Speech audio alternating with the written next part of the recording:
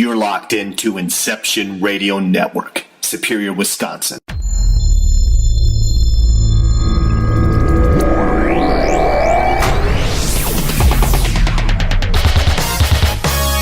This is TruthFunders Radio on the Inception Radio Network, a weekly audio safari that features the newest in paranormal discoveries while highlighting the latest and not to be missed TruthFunder.com projects. For truth seekers and true believers, this week's TruthFunders starts now. Greetings, bonjour, hola, welcome, hello. This is the TruthFunders radio program on the Inception Radio Network. My name is Art Webb. I'm your host for this weekly look at TruthFunders.com and everything that is the paranormal, metaphysical, universal, and appropriately good. It's about the light here. This is a community, interactive-oriented live radio show for the TruthFunders network of personas. It's not the right word. I gotta get the right word. Definitely not. The persona is the people that it's us. It's completely screwed up. I don't know why I wrote that. And then everybody else listening to IR. And thank you so much for tuning in this week. As always, I have CEO and founder of TruthFunders.com, Mark Schwartz. He is here with me via technology over in the Bay Area, just north of me. By about hey there. How are you doing tonight, Art? Doing very well, Mr. Schwartz. How are you this week? I'm doing well as well. Just here in the Bat Cave in Northern California, surrounded by my geeky Garbage Pail Kids, Star Trek, Star Wars, and other knickknacks on my desk. Tron. I just got a new Tron action figure this week. They just announced Tron 3 yesterday. Like, it's going to start filming it October, I think it said. Are you serious? Yeah, Tron 3 is filming this year.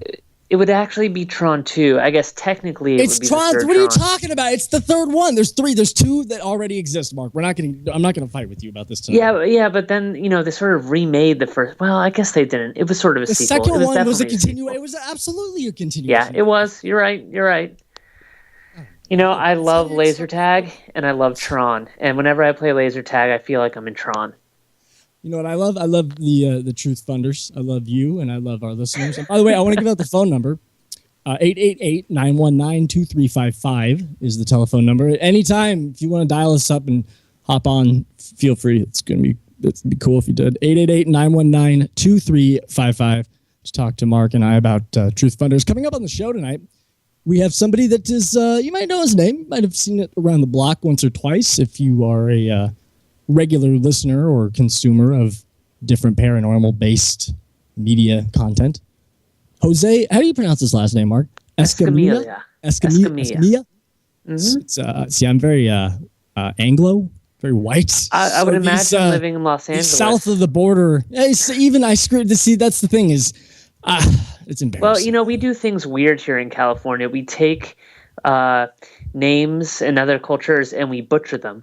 Like there's this big debate where I live in Northern California about a mountain called Mount Diablo. And people say, no, it's Mount Diablo. And other people say, no, it's Mount Diablo. And there's just this big, and I don't think either one is the proper way. 888-919-2355. Is it Mount Diablo or Mount Diablo? Call us. Mount Diablo. So anyway, I grew up there for so long. It's got to be Mount Diablo. All right. Well, you are the authority on Mount Diablo. That's I know nothing about it. I know nothing about it. So you are the authority. Jose Escamilla is going to be on the show with us this evening. He's going to be joining us in about 10 minutes. We're going to be talking about his project over at TruthFunders.com. You can go check that out right now at TruthFunders.com. Is it on the homepage, Mark? It is. It's on the very front page. Go to TruthFunders.com, scroll down a little bit, and it's our main highlighted project of the day. Rods. They live in the skies. I'm sure everybody listening to this program, maybe not everybody, but the majority of our fine listeners have probably been familiarized with the rods story or concept at one point or another over the course of their lives. Because Jose has been around doing this for a long time. Yeah, I remember listening to Jose back in the Art Bell days when he was on terrestrial radio and being fascinated. And I think back then, I'd have to ask him, but I think internet was just coming around. Maybe it was sort of the height of the AOL time. So, you couldn't just get an AOL address, too. Yes, I know. You're one of the only people I know that still has an AOL I'm getting a .com Nokia address. brick cell phone for myself at some point as well. It's become cool again almost to have an totally AOL.com address. It's vintage. It's like being a hipster drinking Pabst Blue Ribbon wearing plaid. You get a Nokia phone. That's the new thing. Absolutely. It's the thrift store of email addresses. You can play Snake. Yeah. Anyway, so this was about that time that Jose came out with his rods theory, and it's grown a lot of traction ever since. Well, what's really incredible, and what I'm going to talk to him about today, and what I'm sure you're going to ask him as well, is he has new footage.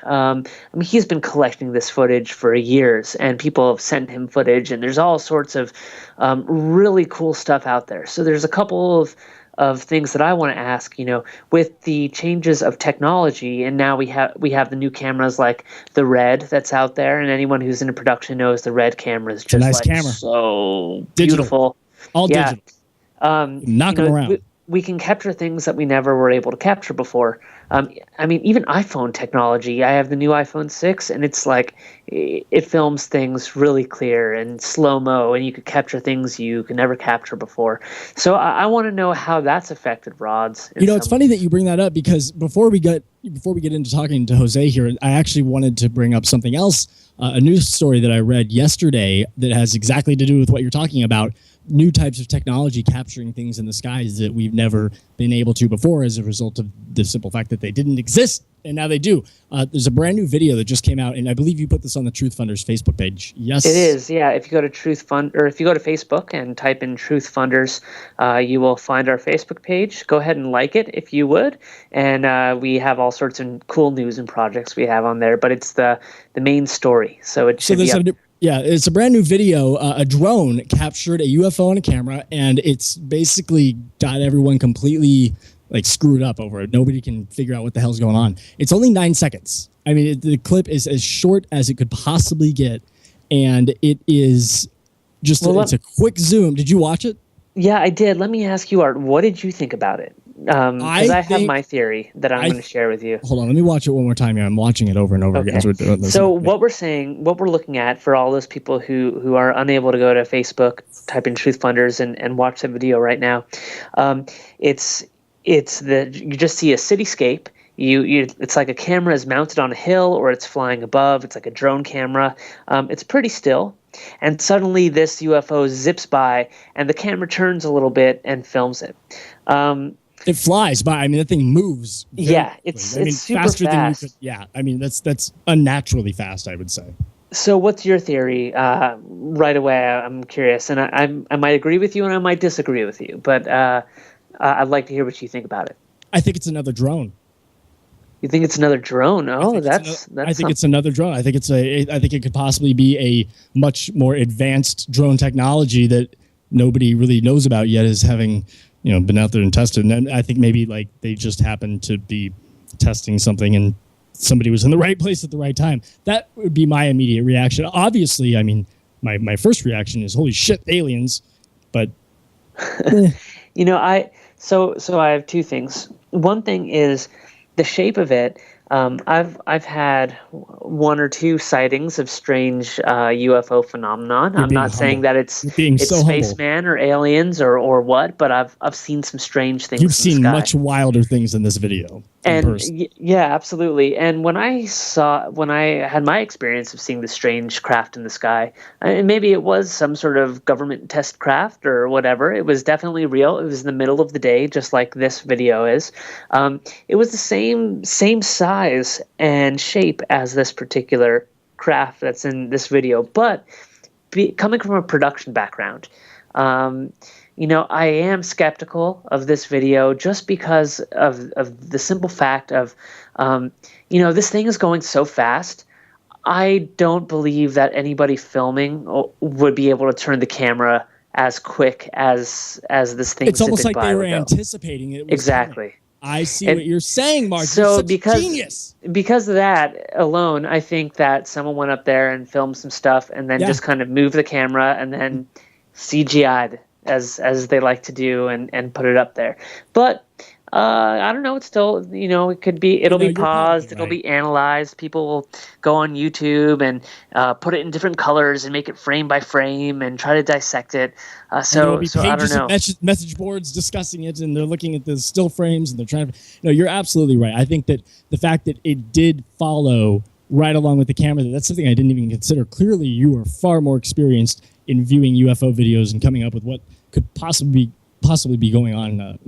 Well, it's not even that. I'd say it's just from the production background. I mean, someone asked last week how we met, and it was through. For years, I was a video producer for online television content and making interactive video applications. And I don't know if the listeners know this, but I was nominated for a Primetime Emmy for a TV show on Fox that I made an application for. So I've been working sort of in that industry, and I love filming. I love going out to a site and capturing things, editing them, being in charge of all that. It was great.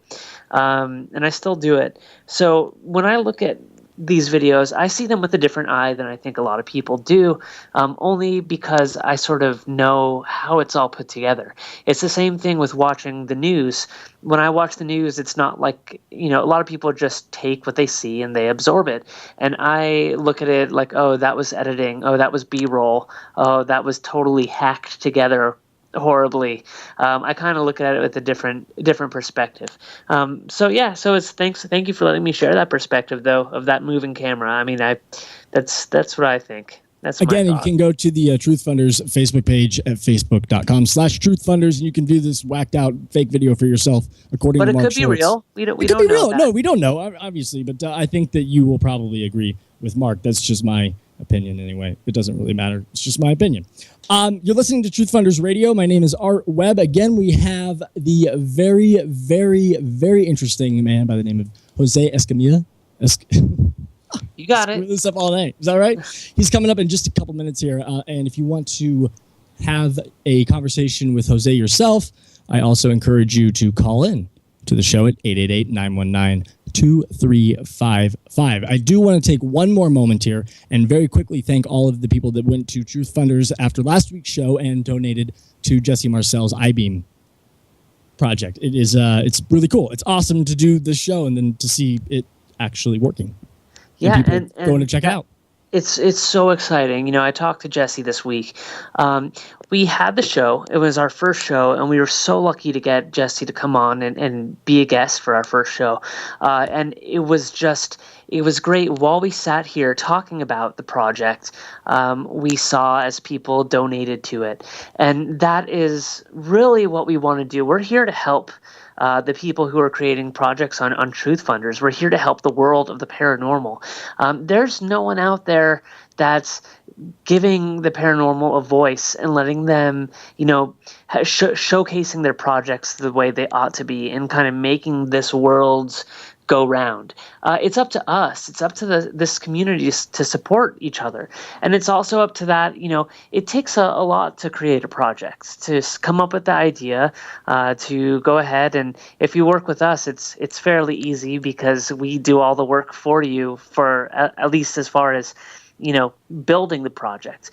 It's still up to you to do marketing, but we try to help support that, and we're doing, as our the company show grows, as the thing grows as well. I think there will be many more opportunities for us to help out different levels of projects that sign up at Truth Funders in order to get their, basically make their paranormal dream come true, and the rest of the world, because we're just going to expose truth. Ultimately, the one goal here with this show and with Truth Funders all together, and us being partnered up with IRN, is we just want to expose truth.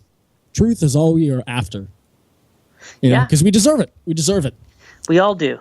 And so, if you are out there, I want you to get motivated and know that you can do this. If maybe there's a ghost experience that you had and you are writing a book about it.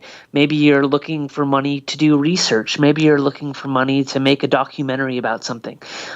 Contact us. It's so easy to reach out and contact us. You just go to www.truthfunders.com and you go and click on create a project. project, and in a couple of steps, all you have to do, you'll see a little form. You write what you want to make or what you want to work on. It could be a couple of sentences, and you send it to us, and we get back to you. Now, there are some people, when we do this kind of thing, we do sift through things. If someone just says, are there I want money, wacky ideas? There's just ideas that even you won't touch. Just yes, too wacky, and too out there. Absolutely. We should do a show about that. I mean, we got to get to Jose in a second here, but I do want to talk more about that with you at some point. Absolutely. That is interesting. Let's do this. Let's create a segment, and we can even do it if we have enough time today. But I will read you some of the ideas that people submit that are not good examples of what we're looking for. We're not going to name names or anything like that. Never. We're not going to be malicious about it, but we just, and it has nothing to do with us choosing something or not. It's just a matter of, if it's like applying for a job. If you have a great idea, you want to make it look good and you want to present it. You don't want to have it be half of a sentence and have no punctuation and have lowercase i's and things like that. But we can make this happen. Like if you have an idea, we want to support it. We are looking for just brave ideas out there. And the website is still in beta, so if you were able to get in now, you're able to get in early on and really be a part of the explosion of Truth Funders as we prepare to really go live with the main website. I mean, this is all right now. It's kind of a half-sies type thing. Well, it's more, I'd say. I'm saying that because we're still building it out and we're kind of learning as we go here. And yeah, the website's up and people are donating. I mean, clearly, like Jesse Marcel has tons of donations already coming in. But it gets you on the ground floor and it gets you in a place to where you can help us come up with the right moves. We don't know everything. I certainly don't know everything. I know much more closer to nothing than I do something. And I think that having the community involved is really like the main point that we're trying to get across here, is that we want to make this as collaborative of an effort as possible.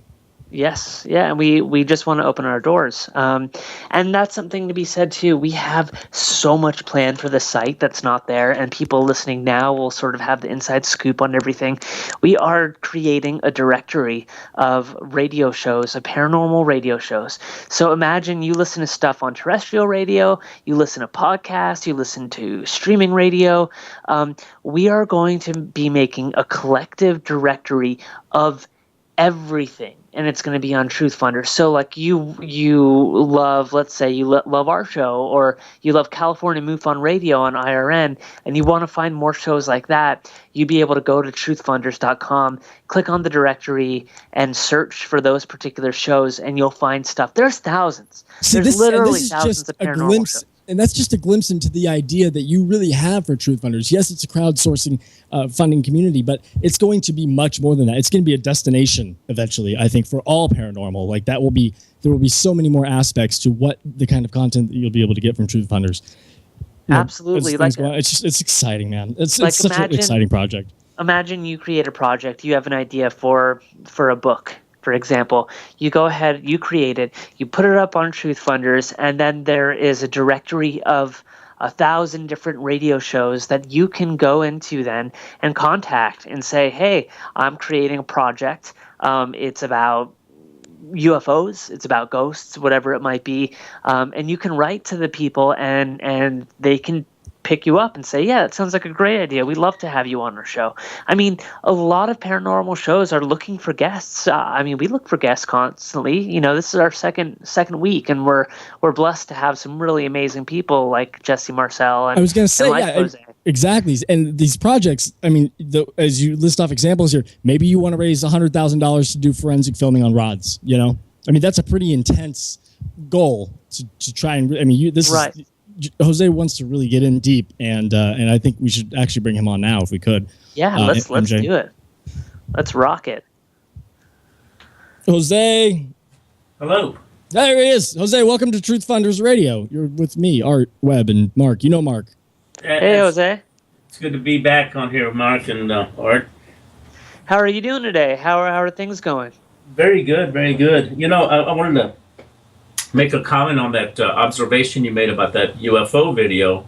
It definitely does look CGI. Yeah.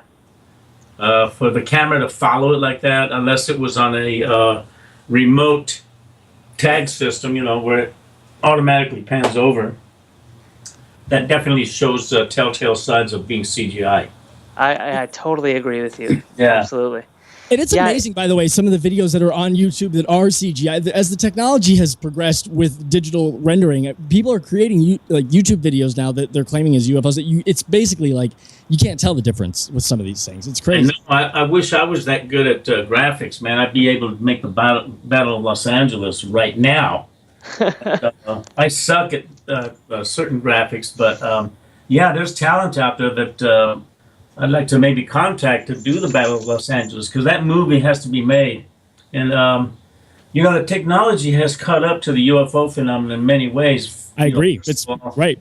Absolutely. Yeah, the red cam stuff that's out there, we have finally captured a rod on the red cam, epic red cam, at 200 frames per second, 24p, which is not interlaced video, that eliminates the insect debunkers theory and all that.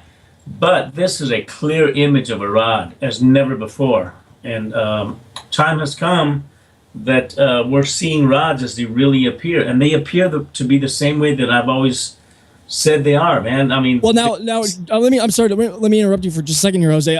There are people listening to this show right now that do not know what a rod is. Can you kind of explain what a rod is before we get deeper into that whole...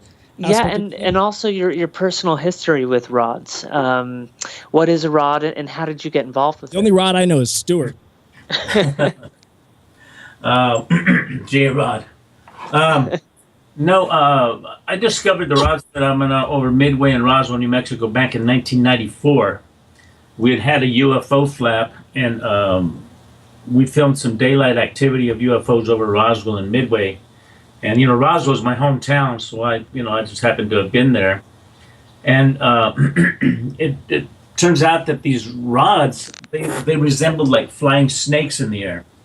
And at the time, we were shooting at a high shutter setting, which meant that when you filmed an insect, it was an insect. When you filmed the bird, it was a bird. When you go slow motion, a rod appeared like a flying snake. It was really a strange thing. And this is in 1994, right? Yeah, March 1994. Actually, March 19th of this year will be the 20th year anniversary. That's a week from tomorrow. Yeah. That's exciting. 20 years in rods. And by the way, if you go to truthfunders.com and click on the Rods Project, you can see a video. There's images of the rods up there right now, and they look like flying snake, double-head snakes, honestly. Yeah, it's really bizarre things, man. We now have footage of them on Mars. We have underwater footage of them taken by... these people that rescue sharks from... They're amphibious? I didn't know they were amphibious. Yeah, they have a cycle in the oceans. We have footage of them entering and coming out of the ocean in space, shuttle footage, the ISS. There's a lot of footage taken by the International Space Station, full color footage of rods entering Earth. And so they fly through the air, at a rate of speed that they're gone in a blink, right? It's impossible to almost catch them. Yeah, they swim through the air. They don't fly. That's what the word is. Sorry. Yeah, they use the atmosphere as water. So they swim. What color are they? You said that they you have them in color. Yeah, we have orange ones. We have yellow ones. We have brown, and then we have the white ones, and then the dark brown ones. Do you think that they potentially take on the color of their surroundings? Is that what they do, or are they, or we have no idea? Yeah, they seem to. Some of them appear like ribbons in the sky. Like a white ribbon that kind of just reflects light. But they appear to phase in and out. So maybe they are reflecting, the background. Now we do have footage of them going behind buildings. The Washington Monument is a good example. When Obama had his inaugural speech, there was a huge rod that flew. I remember that. Yeah. I totally remember that. And it flew behind the Washington Monument, which was amazing. It was a large one too. And how big do they get? Gosh, we have the stuff that's out on the shuttle footage. Those are hundreds of feet in length, if not miles. The shot we have of the rod on Mars It's perhaps about 10 miles long. 10 miles? Yeah. It's a 10 Massive. And do you think that do you believe them to be biological in nature or no? They appear to be, they have behavior like as if they're a living entity of some kind. Simply because they swim through the air. They use the air like water. We have footage of them avoiding collisions with base jumpers. There's a cave in Mexico, probably Cave of the Swallows, where there's an infestation of rods. And these base jumpers are jumping in, and these rods are just going real close to them, but avoiding making contact. So they have some form of intelligence. It's such a wild thing that you caught onto here. And I can't imagine the amount of years that you've dedicated, that you've put into this, trying to figure out what such an unfathomable concept is, because it's completely unnatural to anything that we know here at this time on the planet. So you've really put a lot of thought into these. I mean, almost to the point of obsession, I would imagine, over the last 20 years, no? Yeah, well, I wanted to find out what they are and what they are not. We've eliminated that they're not insects, they're not birds, they're something else. There's something else that exists out there that has mass. They enter the ocean, they leave bubble trails. We have footage of that. Extremely fast. I mean, you can't see them with a naked eye. If you've ever seen anything in your eye peripheral in front of your face, just pass by a flash or a dark thing, and you look and there's nothing there, it was probably a rod. That's how they appear. But they seem to have characteristics of being alive. And this is why, at first, when I was living in Denver, we checked them out we presented them to the Museum of Natural History in Denver, also here in Los Angeles, the Museum of Natural History here in LA. And we took them to the the marine biology department, entomology department, the insects, area, and there's nothing like them in the world, And for all we know, because they do seem to have some kind of a cycle in the oceans, there may be a specimen already captured in some marine laboratory somewhere in the world under an unknown jelly plankton. What? Well, we know, Wait a minute. Explain more on that. Is this a recent development? Because I mean, I've followed your story over the years, over the last 10 years or so, and this is the first I'm hearing of this. Well, the marine biologists there at the Museum of Natural History in LA, they said, look, they sort of resemble, gosh, what was the name of that? There's this type of a cuttlefish. They resemble a cuttlefish. And, the undulatory... Camouflage, yeah. The way they propel themselves. And they said, the lady marine biologist said, I wouldn't be surprised if there's already a specimen in some jar, in some marine laboratory somewhere in the world, listed as an unknown jelly plankton. They're catching species of unknown creatures all over the world all the time, especially in the oceans. So, and recently too. I mean, there's been an exponential amount of new discoveries in terms of life form that we never even knew was out there. Yeah, deep under the ocean. Yeah, absolutely. Yeah, there's complete environments of ecosystems and on tree canopies of all things. In South America, in the Amazon jungle, I mean, at the tree canopies at the very top, there's complete new creatures and insects and spiders and things that exist up there that have never been seen before. So there's ecosystems as in heaven as on earth, as it is in heaven, as they say. Well, I was going to say too. I mean, we know it's a fact that we know more about our own outer space, and our surrounding outside of this planet than we do about our own oceans and what's underneath us. That's in and of itself goes to show just how little we know. It's pretty odd, man, and so a lot of things to discover, So, Jose, when was your big break? When did you release the news of rods or show the original photo of rods?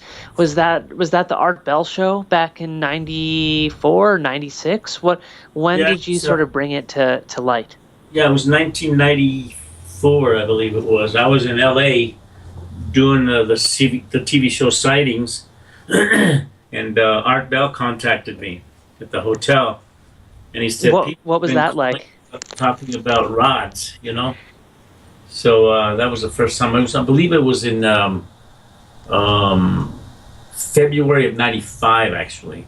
February of 95. You've dedicated your entire life to this rods thing. I mean, clearly it is something that is very important to you, and it's why you are using Truth Funders to raise the necessary dough in order to go in and forensically analyze these films, because that's what you're looking to do, right? Exactly. I'm trying to raise $100,000 to do the final installment of the rods films, and what I'm going to do is we know areas where rod activity persists, and we want to set up camera arrays. Set up 10 cameras all in a row and film into the skies there, into the different areas, using the latest technology: high-speed film, stereographic film, infrared, ultraviolet, different types of camera setups, so that we can capture rods in a way they've never been captured before. Have you found any kind of patterns? Because you said that you know different locations where they are known more so to exist and kind of show up. Have you found patterns in these locations, similarities that kind of make it an ideal rod spot on the planet? Not necessarily. For example, the Cave of the Swallows. There's millions of swallows that emerge every morning at about 7:30, between 7:30 and 8 in the morning. Millions of swallows come out of this pit that's large enough to fit the Empire State Building in it, and they come out in swarms like a giant tornado vortex of swallows, of birds, and you can see these rods flying right through them. I mean, and they're big sized rods. They're 3-footers, 4 foot long. 10 miles on Mars. Yeah. Imagine. And so now they can live under the water. They can live in the air, in the atmosphere. They're swimming around here in the oxygen that we're breathing, and they've been filmed out in outer space as well. So they can kind of go wherever they damn well please. These rods. The vacuum of space. They seem to have mastered a way to traverse. I wonder if they're interdimensional. Yeah, I mean they can travel through space. I mean, geez, man. I have footage of them in the film. They live in the skies. I mean. There's a gentleman out of Washington, D.C. that's filming rods flying right over Washington, D.C., man, right over the Capitol, in a no-fly zone. And he has squadrons of these things. He's using the same technology that NASA uses filming on the International Space Station. His name is Wilbur Allen, and he's been filming rods in an amazing way. I mean, incredible footage. And the clarity is incredible, high speed. And, with the advent of those cameras and then the Red Cam, which is now accessible by many people. They're affordable. Now they're much more affordable, too. Yeah. I mean, I own a Hero 4 camera that films in super slow motion, and so these cameras were not available 10 years ago. I was going to say, how thrilled are you to be alive in 2015 when you now have this access to such technology where you can actually get in and film them in the way that you always hoped you would or dreamed you would be able to now start a project like the one you have on Truth Funders to go in and forensically kind of analyze these things and break down really what's going on here and maybe comprehensively find some kind of commonality between them that then we can start to piece together what is actually going on here. Well, the ultimate thing would be to have an extreme close-up shot of a rod hovering. Not passing by real fast, but just sitting there and just hovering, Just chilling. Yeah, I'm watching the footage of the rods in space that you have on Truth Funders on your project. Mm-hmm. And people can see this too if they go to Truth Funders and click on your project. There's a place at the very top, and it's in... looks like a picture, and you could press play there and you can see this, and the space footage is phenomenal. I mean, that looks clean, crisp, clear, and I'm looking at the rod filmed on Mars right now. And remember, Mark is an expert. He knows cameras. How can you separate when it's a rod and whether it's not like a disc or a UFO? Now I see that I can tell the swimming on some of them. How they looks like they're swimming, but how can you tell whether it's a rod or if it's a disc? First of all, they have the undulatory wave fin. They have those little tentacles, I guess, on both sides of the torso. Yeah. The rod on Mars, you can see that it has that undulatory wave fin action going on both sides of the torso. That's how you tell, unless it's a spiky UFO. but it moves extremely fast, and we have more footage of rods on Mars. So that's just not one isolated case. I definitely want to talk about that stuff and much more with you. We have Jesse with us. Jesse, how do you pronounce? Or not Jesse? I'm sorry, Jose. It's Jose and Jesse from week to week. It's screwing me up entirely. Two J's. Two J's. Yes, it's the Latin and the American version of the same name. How do you pronounce your last name correctly? Sorry, Escamilla. Escamilla. See, it's almost Italian. The two L's are pronounced like a Y. All right, Escamilla. We need to take a quick break here on TruthFunders Radio, though. My name is Art Webb. I have Mark Schwartz with me. I have Jose Escamilla, and we are talking rods. Go to truthfunders.com. You can check out Jose's project now. He is going to get to the bottom of these rods if it is the last thing he does, and we will be right back here on IRN. TruthFunders Radio on the Inception Radio Network. Are you a fan of Inception Radio Network? Do you reckon it's the best alternative talk radio station on the planet?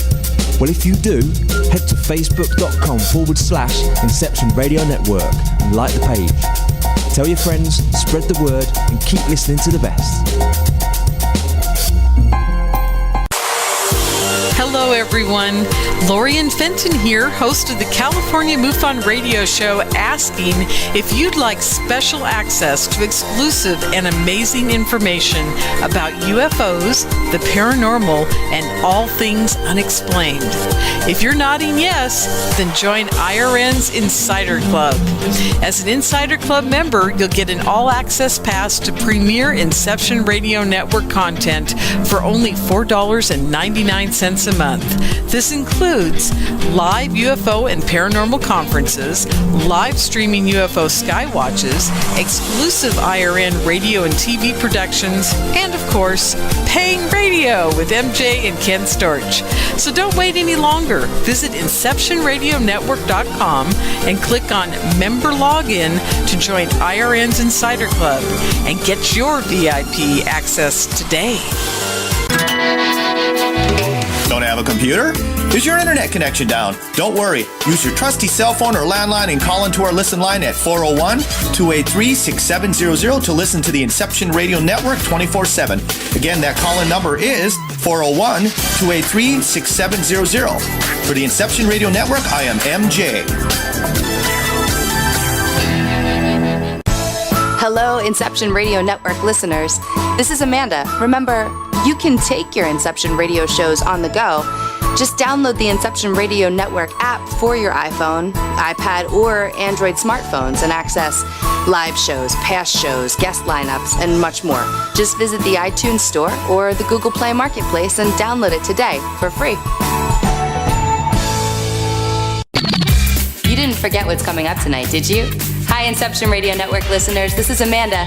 Never miss that interview you were looking forward to or the show on your favorite topic.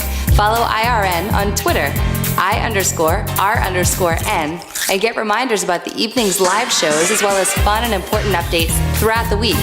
That's I_R_N, and never miss a great show again. You're locked into Inception Radio Network, Superior, Wisconsin. TruthFunders Radio on the Inception Radio Network.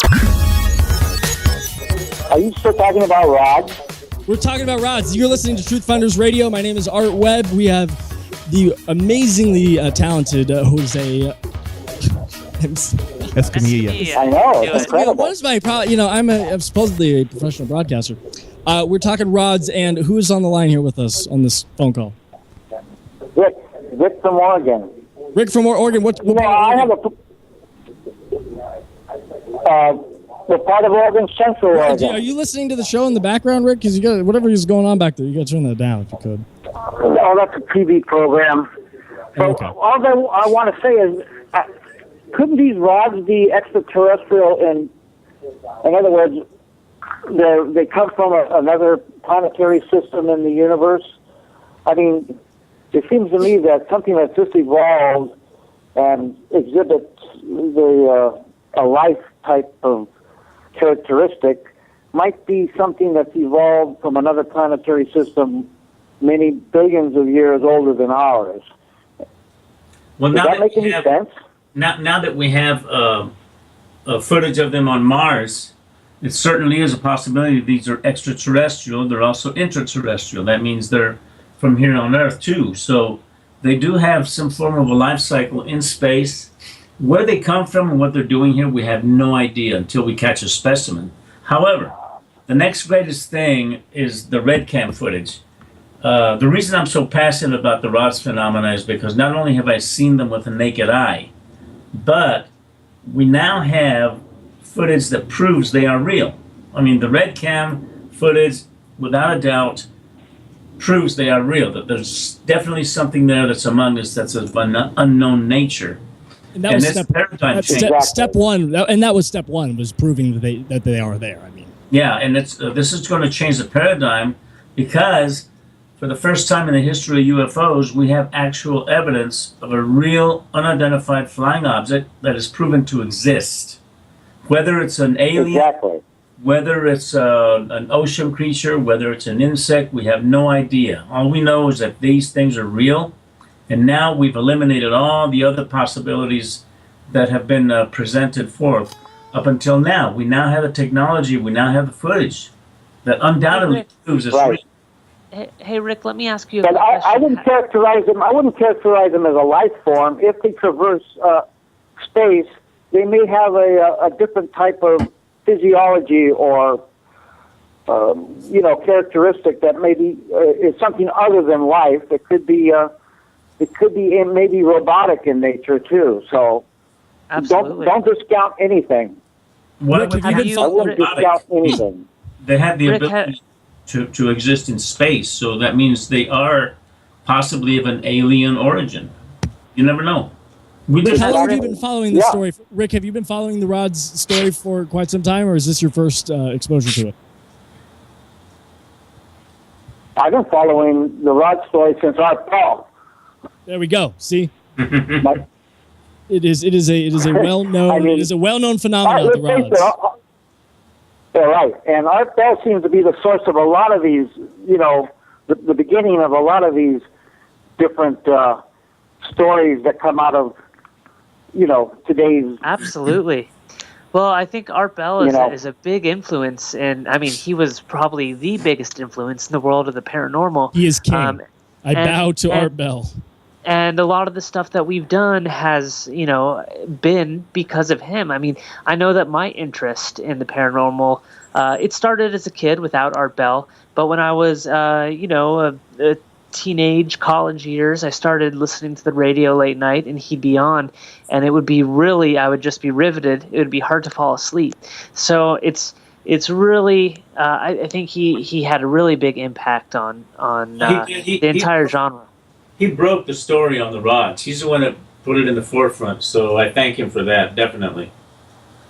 And thanks. I want to thank Rick for calling in, by the way. Thank you so much, Rick. I appreciate it. Yeah, thanks, Rick. And hey, Rick, if you haven't seen the latest video about rods, you should definitely go to TruthFunders.com, click on the front page, and you'll be able to view the rods right there. And hopefully you can donate a little bit to Jose's project, because we would love to just break this open even more. And I know that if we can raise enough money and Jose knows what he's doing, there's real actual proof. Now we actually just have to get the capital as a community to come together and make it happen. So $5 goes a long way, and it's not just a cup of coffee. You spend that much on a cup of coffee. So think about what you can get for $5, and you could be truth. You could be, really a part of this and a part of this phenomenon, and you could even have your name on it. I know that that's some of the rewards that you're giving for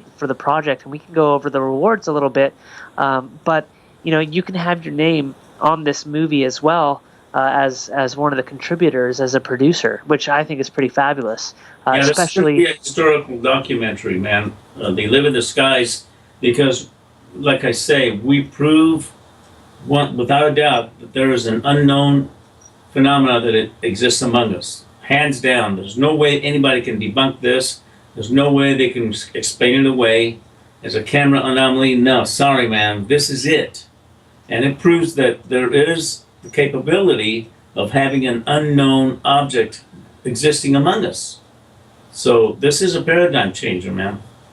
And let me ask you, I know that a couple, I don't know if it was a year or two ago, maybe a little bit longer, there's the show on TV, it's called Monster Quest, and they go around trying to find different monsters and prove if they're real or see if they can find them. And you worked with them. They were curious about the rods, so you went out and Monster Quest is one of my favorite shows. And when they decided to do the rods, a story on the rods, they promised me that they were going to do justice, that they were going to cover everything that I presented. They're going to show all the evidence and everything else. So I gladly took it on. I said, man, finally, at last I can present the rods the way that I've been wanting to for so many years. Sure, and to such a big audience as well. Yeah, and a huge audience. Well, it turns out that they were on a mission to debunk me. And the way they did it was underhanded, because what they did is they deliberately glossed over the evidence. Like, for example, the tornado footage. You know, this was key footage of a giant rod that flies into the funnel 15 miles away from the helicopter. It's a huge rod. It must be half a mile in length, and it flies directly into the funnel 15 miles away. But guess what the narrator says? He writes it off saying, probably debris. And that's all they did. You know, that's the way they glossed over the evidence. They also, the shuttle footage, okay, of rods flying in and out of Earth, possibly debris. That's the way they just wrote it off, all right? And see, the viewing audience has no clue of what's being presented. They take it at face value. Of course, yeah. But if Monster Quest says so, then that's all there is. Well, it's like what I was saying earlier in the very beginning of the show, looking at the UFO footage that we were discussing at the very beginning. You know, a lot of people just take it for what it is, and they see that and they say, "Oh, well, that's real. It's right there. It's in front of me." They don't know the tricks that Well, you know, plus you can do with editing. And the producers of Monster Quest have no integrity. Okay, they have no credibility. They intentionally pull the wool over the viewers' eyes and fake them out, man. They lied to them deliberately, man. You know, and what they've done is they took, okay, I'll give you a perfect example of the trickery that they used. They were claiming that they were going to shoot paintball, okay, using regular camcorder. What people don't realize is that when you use a camera indoors, you have to set it at the auto normal shutter setting, which means anything that you throw in front is going to be an elongated blur. The producers knew this, so naturally the paintball, when it flies by, is elongated.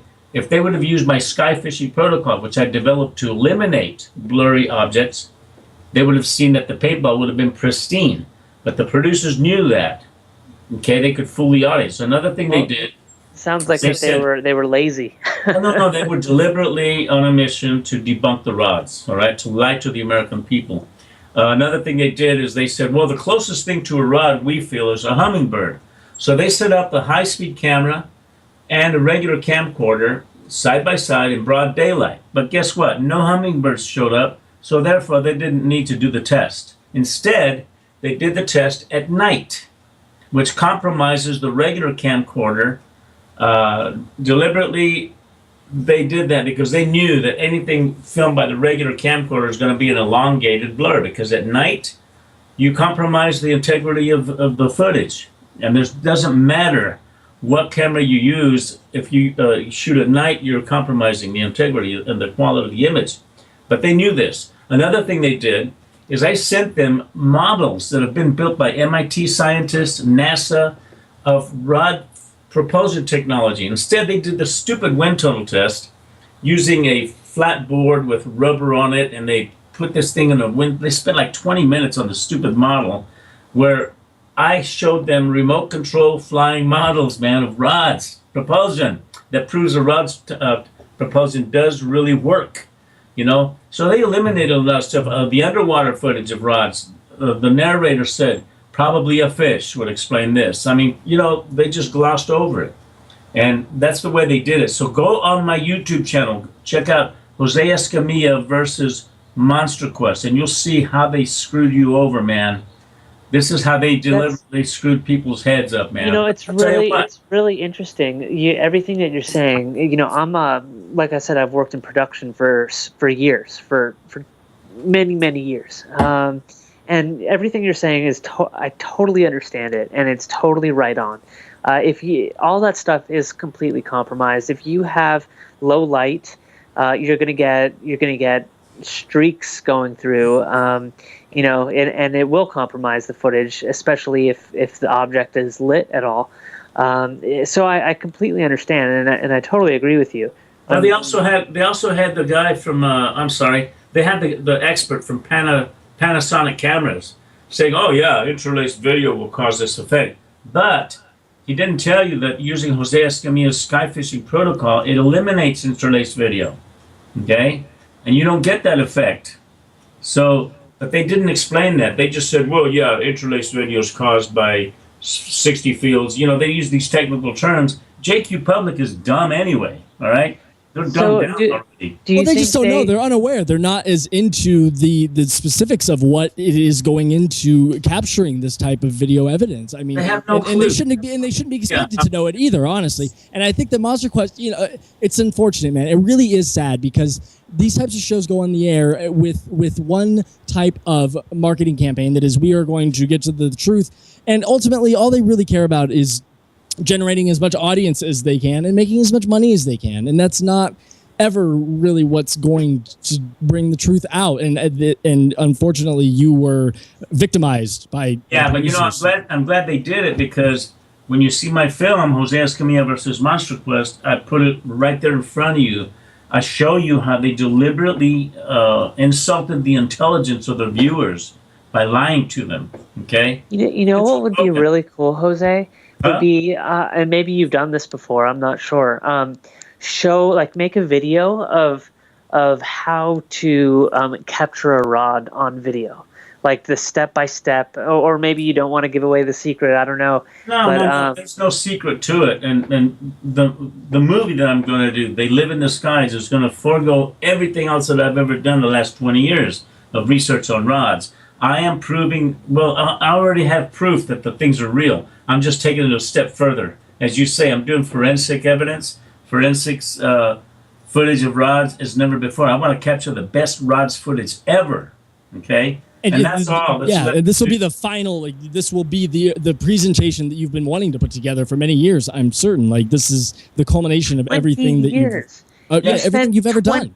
20 years on this. I mean, that in 1994, I was 9 years old. That is so great. I mean, that is incredible. And everybody out there that's listening to this, I mean, imagine putting 20 years of your life into something and actually capturing that proof and capturing that evidence. And going through years of ridicule and, completely, I'm sure you've been just beaten up time and time again in different areas of I've had my life threatened because people saw that Monster Quest episode. They said, "You're a liar. We're going to kill you for being a hoaxer and all that crap." But you know what? You didn't stop though, did you? You did not stop because you knew that you were onto something. I know they're real. I know they exist. I've seen them with my own naked eye. I've filmed them, and now we have the solid evidence that these things are real. So this is a perfect example of why TruthFunders is here, because this is the community, and the people listening right now, they understand that, and so to make this groundbreaking film, to help with it, it doesn't take much, and everybody can contribute, and everybody can just put a little bit into making it happen. I mean, I want to see this blown up. I want to see this happen, but and people have to understand too, when you do something on TruthFunders, you're not asking for people to just give you money. The money is just not going into your pocket. You're not just taking it and laughing all the way to the bank. That's how much it really costs. And I mean, especially if you want to use high-tech cameras and the top-of-the-line stuff, and to go to forensic scientists, which you need to do. It costs money to do that, and so and people donating, they're not just donating and giving you money, they're actually getting stuff in return. I mean, they're getting hats or caps. It's like, imagine spending money on something, a cause that you totally believe in, and then getting something cool in return for it, like your name on the project or a T-shirt or something. Like you're not just putting it out into the ether and hoping that it comes to pass. You're actually going to get something for donating and helping a cause that you believe in. And that's why I was so excited when we first got in contact. I had heard you on Jimmy Church, and he had talked about you and said, "Oh, you got to get in touch with Truth Funders." And I thank Jimmy so much for that. I mean, he's such a great guy. Yeah, I mean, his show is fantastic. I aspire to be, he's his own entity and everything. But the way he sort of delves into things, it's fantastic. And it was a great interview that you had with him. And I suggest to anybody listening, you guys should go back and listen to Jimmy's interview with Jose, because it was really great. But coming back to this, it's like, I'm just so glad that we were put in touch. I heard him talk about it, and I said, I need to reach out to Jose.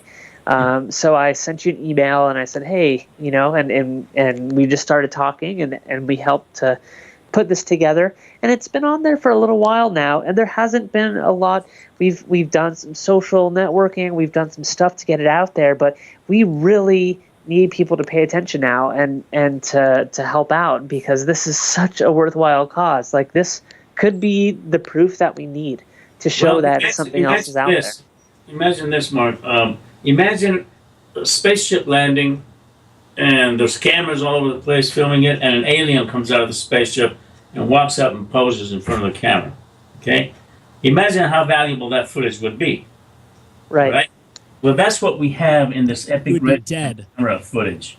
We have the closest thing to an alien walking out of the spaceship. That's how clean this footage is. That's how important this footage is. The guy wants to sell it for $25,000, and it's only a 5-second clip, but it's a red cam, man. This is the highest resolution camera in the world, 4K resolution. Anyone that knows anything about cameras will tell you this camera is a no bullshit camera, man. It's the ultimate resolution, highest resolution camera in the world, and it has a rod filmed at 200 frames per second, and it is what? It's a rod, man. I mean, there's no two ways about it. And that's how it's significant this footage is. We already have the proof that they are real. I'm just taking it a step higher. I want to get the best rod footage ever filmed. And I think when we get back from the break here, because we do need to take a quick break, we're only going to have about 15 minutes or so left with you, Jose. Okay. There's two things I want to get to. I want to get to some more calls, because I do believe that we have more coming in. And if you would like to get on the line and talk about these rods, 888-919-2355 to get in touch with Truth Funders Radio.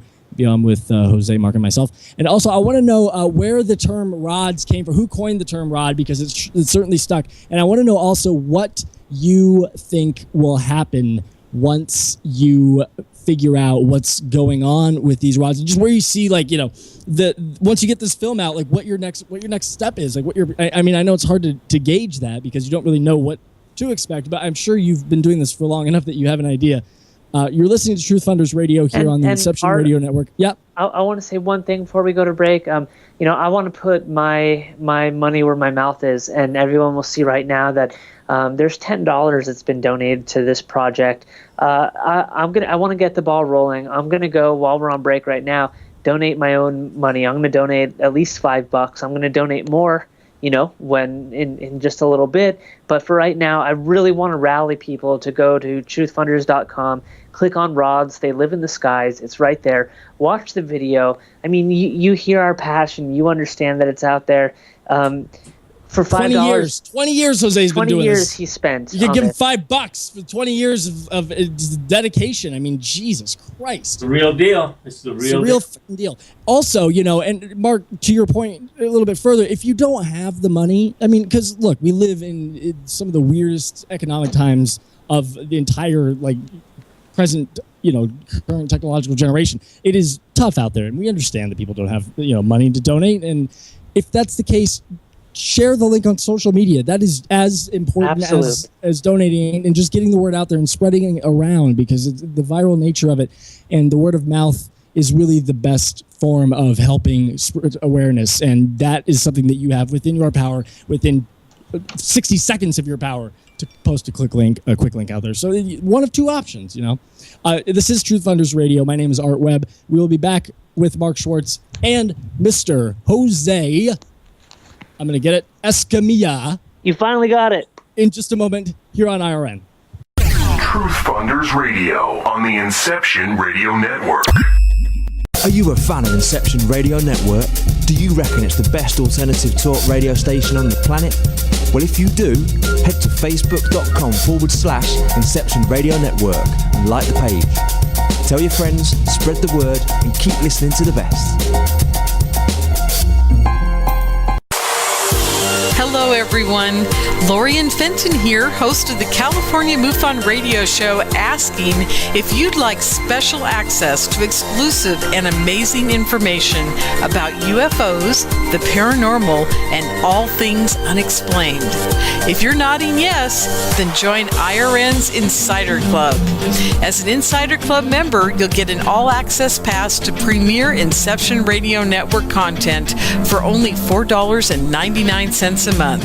This includes live UFO and paranormal conferences, live streaming UFO skywatches, exclusive IRN radio and TV productions, and of course, paying radio with MJ and Ken Storch. So don't wait any longer. Visit InceptionRadioNetwork.com and click on Member Login to join IRN's Insider Club and get your VIP access today. Don't have a computer? Is your internet connection down? Don't worry. Use your trusty cell phone or landline and call into our listen line at 401-283-6700 to listen to the Inception Radio Network 24/7. Again, that call-in number is 401-283-6700. For the Inception Radio Network, I am MJ. Hello, Inception Radio Network listeners. This is Amanda. Remember, you can take your Inception Radio shows on the go. Just download the Inception Radio Network app for your iPhone, iPad, or Android smartphones and access live shows, past shows, guest lineups, and much more. Just visit the iTunes Store or the Google Play Marketplace and download it today for free. You didn't forget what's coming up tonight, did you? Hi, Inception Radio Network listeners. This is Amanda. Never miss that interview you were looking forward to or the show on your favorite topic. Follow IRN on Twitter, I_R_N, and get reminders about the evening's live shows as well as fun and important updates throughout the week. That's I_R_N, and never miss a great show again. Don't have a computer? Is your internet connection down? Don't worry. Use your trusty cell phone or landline and call into our listen line at 401-283-6700 to listen to the Inception Radio Network 24/7. Again, that call-in number is 401-283-6700. For the Inception Radio Network, I am MJ. Are you a fan of Inception Radio Network? Do you reckon it's the best alternative talk radio station on the planet? Well, if you do, head to facebook.com/Inception Radio Network and like the page. Tell your friends, spread the word, and keep listening to the best. Hello, everyone. Lorian Fenton here, host of the California MUFON radio show, asking if you'd like special access to exclusive and amazing information about UFOs, the paranormal, and all things unexplained. If you're nodding yes, then join IRN's Insider Club.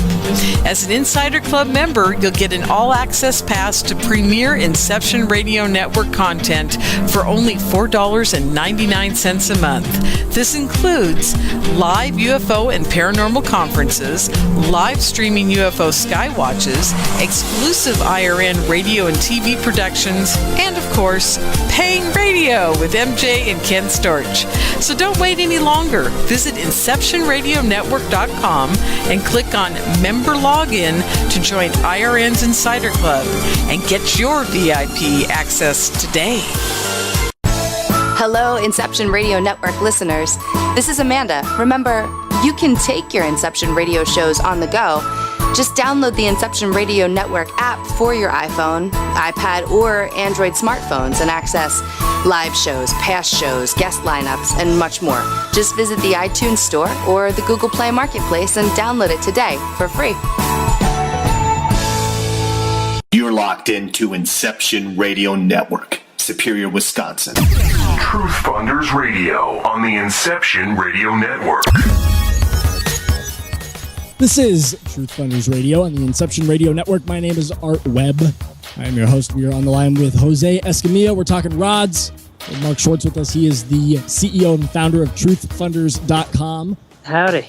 Encourage you to go to TruthFunders.com right now. Check out Jose's project. He's going to raise $100,000 to have these rods properly analyzed. He's going to get knee deep into rods. I mean, he's 20 years he's been doing this, and now finally, after years of waiting for technology and just the ability to even try and suss out what's going on, the time is now. That's got to be a really exciting notion for you, and probably a cure for maybe some burnout that you've experienced to having done this for so long, Jose, no? Well, I never did get burned down on the rods. Every time I'd see a new rod shot, I'd get overly excited. And here's the thing about it, is that every case that I've seen, every shot, every photo, every clip has been different, man. There's always something different. Like, for example, there's a shot of a rod filmed in the UK that is falling downward. It's not moving left to right. Most rod footage is extremely fast, moving left to right, right to left. Horizontal, yeah. This thing is falling downward on its side. And that's the first. I wonder if it's an injured rod. Yeah, well, no, its flight path is straight downward. There was another shot like that taken by Fox TV at the Cave of the Swallows, where the base jumper is falling downward at 120 miles an hour, terminal velocity. The rod is also falling straight downward. At the same time, it goes underneath his belly and makes a U-turn and goes back where it came from, all within within seconds. What out of all these years of being tied in with the rods and investigating them, what is your favorite piece of rod footage that you've ever seen or taken? God, well, that rod shot of the Fox TV thing where the rod flies downward and underneath the guy's belly. Also, there's high-speed footage, like I said, shot by Adrian Etherington in the Red Cam. That's my favorite to the max, man. I mean, that's the ultimate favorite shot. So, do you have to buy that footage? Is that part of the expense? I'm licensing it. He wants $25,000 to buy it out, but he'll license it to me for $2,500 for the film, which is 10% of what it's worth. But I'll be able to use it in my movie, They Live in the Skies. So let's talk about the film. So you're going to raise this money here on TruthFunders to have the footage properly documented and gone through. And then beyond that, you do plan on putting together a feature documentary film about the rod's story and really comprehensively put everything in one place. I wanted to know, before we went to the break, I wanted to ask you, where did the term rod, did you come up with the term rods? Did you coin that? No, one of my girlfriends was a nurse, and she said that these things look like what rods look like under the microscope. And there's a medical dictionary called Taber's, TABER''S, medical dictionary. Look at the word rods, and you'll see a bacteria that has an undulatory wave fin on both sides of the torso. And that's what they look like under the microscope, rods. And that's where the term came from. So it's only fitting that it would be. So it's because they look like something that you would see under a microscope, almost like a biological, microscopic type. It's actually bacteria. It's actually bacteria. Bacteria. Thank you. That's what I was looking for. Jeez. Yeah. So imagine a video camera is a macroscope, and then the microscope, of course, is a microscope. So these things have a characteristic that look like rods under the microscope. That's where it came from, basically. And so with this film, what are your plans? What's your timeline? Like, how do you see this entire film coming together? What's the general consensus on where you're at right now and what you need to get done still with that? Well, I just need to get the funding in place. I'm going to go back to Denver because a lot of the major research that took place back in the early 90s was in Roswell, Midway, and New Mexico and Denver, Colorado. So I want to get some of the original rod men and rod women that were researching rods with us back in the 90s on film to view this new footage of the rod shot in high-speed cam. So it's a gathering of the original rod men and rod women, and then a culmination. I mean, I have incredible footage, guys, that I haven't released to the public that's going to make their debut on this movie, They Live in the Skies. And the title of that film, by the way, is in honor of Trevor James Constable, who was filming UFOs and rods using ultraviolet and infrared film back in the 50s. And he's the one that started filming invisible UFOs and found out that there is an invisibility to UFOs and rods and things. So his book was called They Live in the Skies, his original book about invisible things that exist among us.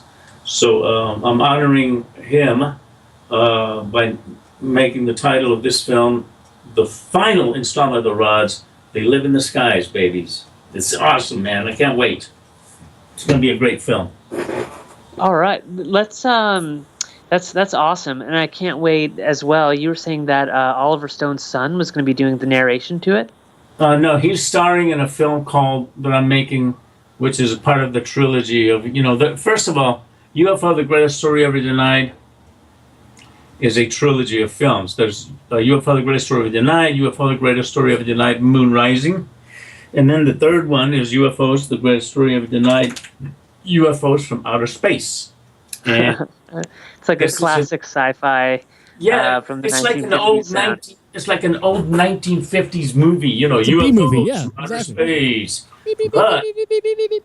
But in fact, these are shots of UFOs filmed by NASA and space agencies entirely in outer space. There's not one shot in this movie of any UFO film from here on Earth. This is all stuff shot by NASA starting in the 1950s. During it's wild, man. No, yeah, and that's insane. And all of this again is at truthfunders.com. You'll see the rods link right there on the homepage. Just scroll down, click on it. There's a bunch more content for you to check out. I mean, there's screenshots, there's information, there's all these wonderful and amazing rewards for different levels of donation. Everything from an actual executive producer credit on the film. And by the way, if you get that executive producer credit, do you then get the royalties that go along with it? No. No.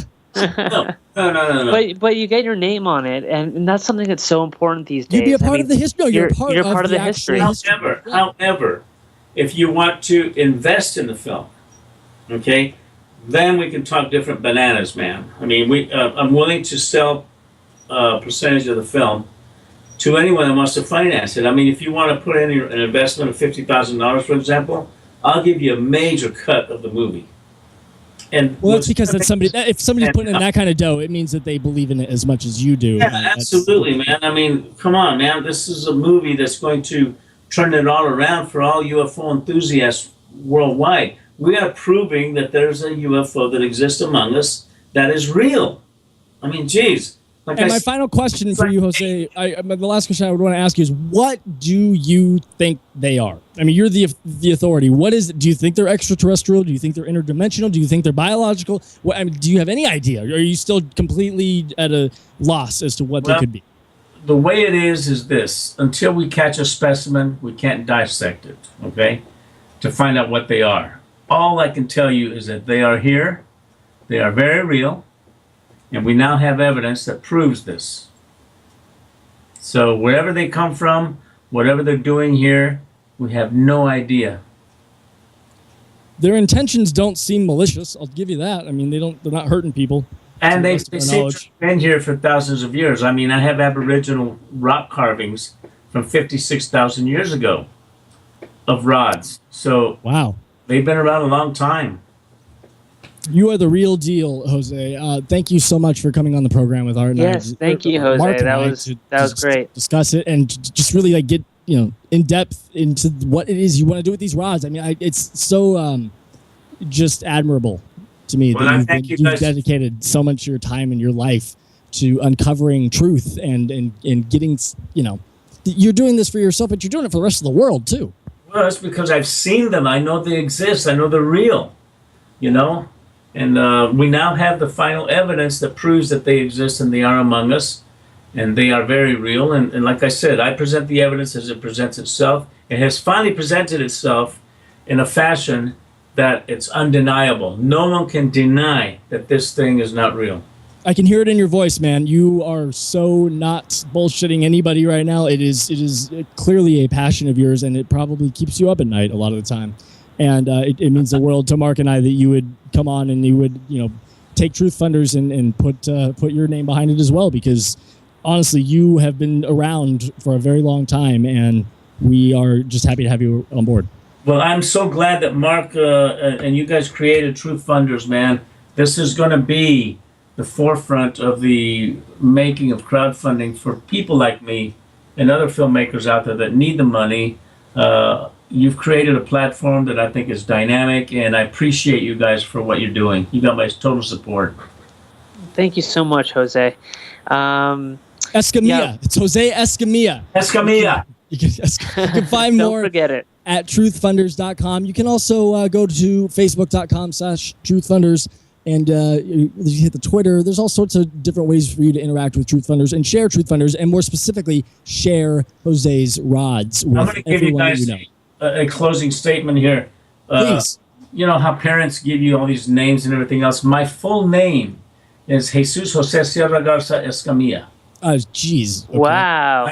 So that's my full name. If you can figure it out, that's cool. To spell that out phonetically, it would take me 15 minutes. Yeah. Just write it down and call you that the next time you call into the show. I'm going to say the full thing. And we would love to have you back on a little bit later just to kind of talk more about like how the project's going and any kinds of updates. So that would be great if you could make some more time for us down the line. Nice. Anytime. Awesome. Thank you so much. I really appreciate it. All right. Good night. Good night. All right. Mark, this is just, I love interviews like that because the guy is so goddamn passionate about everything that he's saying and doing. Gosh dang. Gosh dang, we're on the internet. Come on. You know what? You're going to get me started on this whole thing. I was talking about this with somebody the other day. Everybody swears. Everybody does. Yet we continue to keep it as something that, oh, no, you can't. But it's how we talk. It's how everybody talks. And my passion is coming out right now. I mean, I say things like that because I feel his passion, and it gets me worked up. And I love you can the feel infectious passion nature. No, it's infectious. Without a doubt. Absolutely infectious, and that's what I love about the people on Truth Funders. They're so passionate about their projects because they just know in their hearts and their guts that this is the thing that they need to be doing, and it's invigorating. You know, I mean, I come to do this show with you, and we sit down, and I'm usually working on other things, and I'm distracted, and I'm trying to get my stuff together. And by the time we're done talking to these people, I'm a ball of energy, far more larger than I was at any other point in the day. You know, I feel exactly the same way. And it's so cool. It's so cool to see. And here's the thing is that anybody can do this. Literally, anybody can go to Truth Funders and create something. Everybody has a story to tell. Maybe you want to create a book that has other people's experiences, and you go online and find a way to collect people's stories, and you want to create a book about it.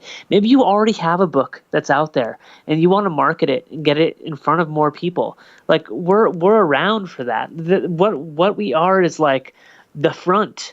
The storefront, you know. So think about how many people do you think they have not acted on ideas that they've had because they just didn't know how to even go about trying to get funding to write a book or to make a documentary. They just so many. Yeah, and it's like, well, I would love to do something like that, but man, I'm not in that industry. I don't know how to get a bookie agent or whatever. Like this is a step one level type of resource for anybody that is looking to get involved with. Well, and we are in the golden age of the internet right now. It's not going to be like this forever the way it is. This is your chance. MJ donated too. Everybody's donating already. MJ, thank you for donating to his project. That's awesome. You know, this is our chance to make a difference. This is our chance to be heard.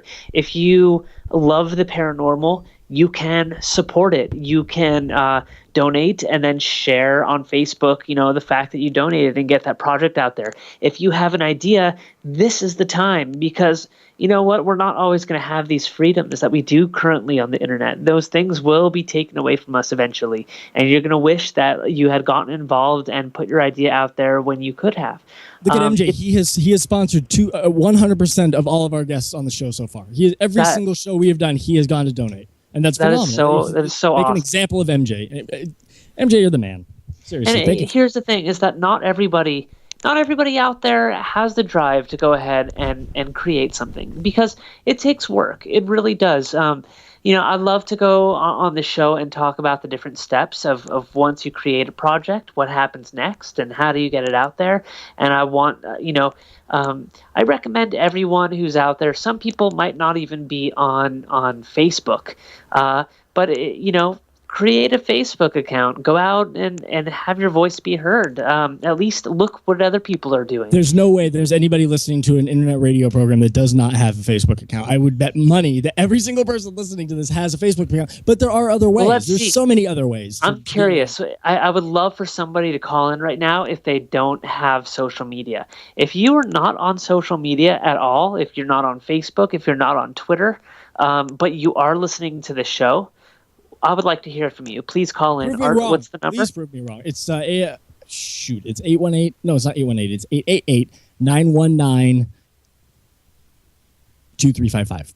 888-919-2355 is the telephone number. Yeah, prove me wrong. I would be blown away if there are people out there that don't have social media. And if you don't, Mark and I will get you set up. We'll get you an account, and we'll get you sharing Truth Funders around. Yeah. Oh, and one thing I wanted to say too, Art, is that every month we put out a newsletter. It's brand new, so we're really excited to get it out there. And if you go and create an account, you'll automatically be signed up for our newsletter. You could also go directly to our website. I believe you can sign up without creating an account if you wanted to.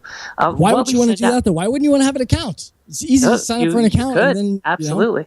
And then can it's you easy use to donate. Apple Watch to donate yet? Is that something we can do? No, Okay. you can't do that.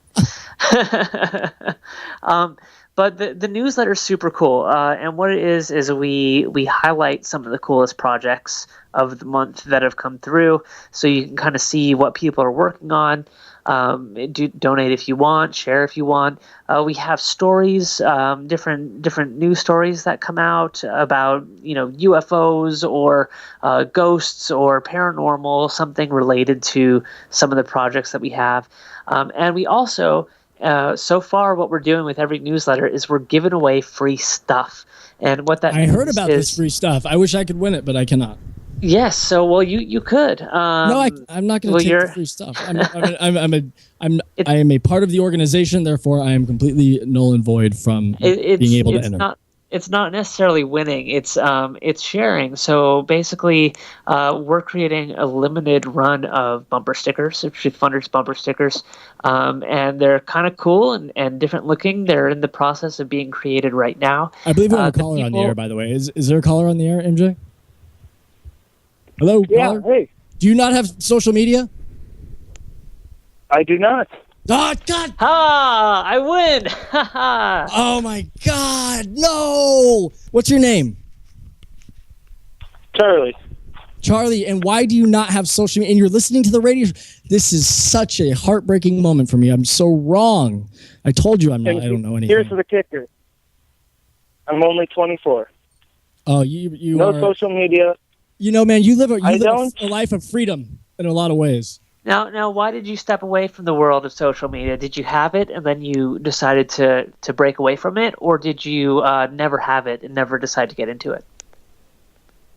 I did. I had Facebook, but I just thought it's not all it's cracked up to be, I don't think. In what way? Kind of leads you away from what's important. I felt think. Detached in a weird way, almost kind of like it was sucking up your soul. Well, yeah, kind of. I mean, it just sucks up your time and your day. It's like go for a walk around the lake rather than sit around and talk about it. I'm totally with you on that. It's about balance, I think, ultimately, and I think that there are many good resources for something like Facebook. This being a prime example of one of them, but I do absolutely agree that it is ruining a lot of like what makes us human. Yeah, I do agree with you.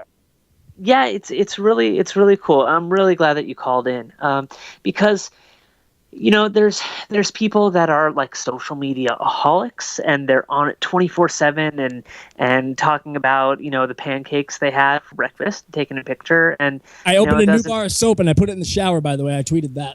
Right. But you know why I do like it and why I am on social media is because I like the other stuff that's out there. I don't think it's a great tool to necessarily I don't truly post. It shouldn't be used to about feed myself. ego. It should be used to feed information and share it. But the amount of people that go out there and use it to feed their own ego and say, look at me, look at me, look at me, it does become completely suffocating a lot of the time. I mean, the amount of anger that I will experience in any given week by things people are posting, I'm sitting there looking at my wife going like, what? Why is this an important thing to be posted? It is absolutely misused and abused. But Mark, you are right. Like, it is, the world has changed. It is so effective permanently. I mean, as a result of social media. Because here's the thing, and tell me if you agree with it. It was Charlie, right? Yeah. So Charlie, do you agree with this? It's like, regardless of whether we decide to use it or not, it's there, and it's going to be there. And it's just going to keep being there unless we have some strange apocalypse happen to the world. It's just going to keep growing. So I say, why not ride it and use it when you need to, as far as for your promotion, for promoting things or to find new information. But then when it comes to, having it in your life, you can choose to not have it, or you could back away, or even have a fake account and then just use it for finding out when a show's on or what new shows are out there. Do you what are your thoughts on that? Where do you get your news from, Charlie? Because I mean, I will say that all of my news comes from social media. Like, how do you get news now? Like, not using Facebook? Are there any other? Are you on Twitter? Are you on anything else? No, I listen to public radio mostly to get my news. Oh, you're a smart guy, Charlie. See, I like you. I like that we have listeners like you. I do agree with you, guys. I think it's a great tool. I think it's kind of like fast food. It's awesome, but people just abuse it. Yes. Yeah, and it's like, it's important to know how to use it. It really is. Well, balance too. It's about self-discipline. Like it's just self-discipline too. It's just about balance and making sure that you're not sitting on it all day, every day, and being completely caught up in what's going on in the digital space. And yes, I do 100% agree with the fact that we are losing our abilities to be social. We cannot look at each other in the eyes anymore as like a society. It's wild to me the amount of detachment that social media has caused as a result of the bubble. So Charlie, Art, check this out. So I was walking down the street. I was in Berkeley, and it's a big college town over there. And me and my friends, we decided to do a social test, and we decided to see, if we could just make eye contact with people walking down the street. And it's a college town, so you think people are pretty friendly or whatever. And it's a liberal town too. You're in Northern California. I mean, it doesn't get much more like, hey, how you doing? Yeah, exactly. Exactly. And so I'm walking down the street. And I'm looking at people, not creepy. I'm not like staring people down and smiling at them like all creepy. Like you're on way too much Prozac, yeah. Right. It's just, walking down the street and like looking at somebody and like nodding your head or smiling. They don't like it. They don't like it. They don't like it. Shooting them in the heart. They keep their head down. They look at their phone. Most people are on their phone regardless when they're walking. If you've been in an elevator in the last 5 years, look around. Anytime you're in an elevator, every single person is looking down at the screen. You will not see it. I've not been on an elevator ride in the last 5 years where everyone is just not staring at their phones. It is like, it's phenomenal. But this conversation, it's unfortunate the show's ending now because this is a phenomenal conversation. I might even want to pick this back up next week. Charlie, quick question for you. How did you find IRN, or how did you get how did you know that it was out there, and how did you come to find it? I see what you're doing. I found IRN through just kind of looking through paranormal radio stations, and I found IRN, and it was one that I really liked and kind of stuck with it, got the app, and now it's part of my daily life. But I would say online radio is a form of social media as well. I mean, it's a very wide-ranging umbrella in terms of what the definition of social media is. This is social media by definition right now. This is media, and we are interacting socially through it. So by all accounts, I mean, we're talking on the phone. It's awesome.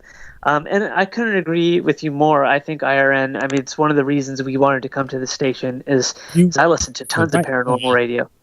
And it's just so it's so refreshing, the shows that are on here. You hear a lot of stuff that you don't hear anywhere else. So I really appreciate it, man. I really appreciate that you're listening to us, and I really appreciate that you called in. Last week I said I give a challenge that I dare two people to call in. You did, and we got more than people. That. All right, 2 people called in. What's next week's? No, we got more than that. What's next week's challenge? Next week's challenge, Charlie. What's next week's challenge? Okay, pass the buck off to Charlie. We, I think, should up the ante from 2 callers to 3 or 4. There we go. Charlie's stepping it up, and he's laying down the big game. All right, 4. Next week, 4 callers here on the Truth Funders radio program here on IRN. My name is Art Webb.